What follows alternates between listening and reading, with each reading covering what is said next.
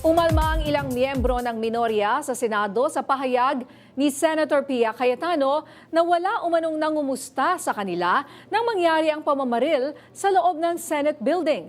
Yan ang umaarangkadang balita ni Angela Babad. And as I said, 2 pintuan na nagpo-protect sa akin sa putukan. Pero yung media, yung Senate staff, yung hindi naman makauwi dahil sila ang security, sila ang elevator women and boys natin, nandoon po sila. So dear... Usap-usapan ang naging emosyonal na pahayag ni Senator Pia Cayetano sa sesyon ng Senado kahapon. Ito ay matapos ang naging pahayag ni Senator Risa Ontiveros na tila walang nangyari matapos ang putukan sa Senado. Bagay na nilinaw agad ni Ontiveros. I was not speaking about our personal feelings. I was speaking about our institutional posture. Thank you for that. Our grief as senators is valid, but our mandate requires actions. Bumuelta naman si dating Senate President Pro Tempore Panfilo Lacson sa pamamagitan ng isang social media post. Ayon kay Lacson, paano naman kukumustahin ng mga miyembro ng mayorya na makikitang nagkakainan, nagkakape at naka-Facebook Live?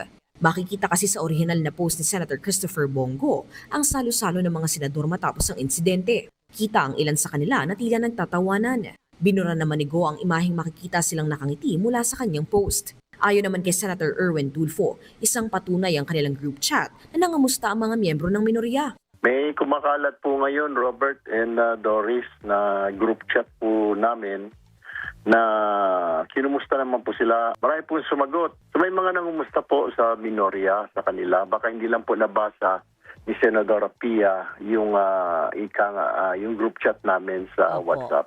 Dagdag pa ni Tulfo, hindi rin mula sa minorya ang nasabing pag-atake, taliwas sa hinala ng ilang miyembro ng mayorya. Actually, ang dapat pong tanungin yung SP, Tuesday po, sinabi niya may caucus ang all members, minority at saka majority. Okay. Pagkatapos po, bandang alas 5, binawi niya po yun. So, ano pa po ang gagawin namin ng mga minorya doon? Magtunganga, mag-aantay ng chismis. Nakatakda namang imbestigahan ang nangyaring putukan, pati ang pag-alis ni Senator Ronald De La Rosa sa Senado sa pamamagitan ng pagbuo ng Committee of the Whole.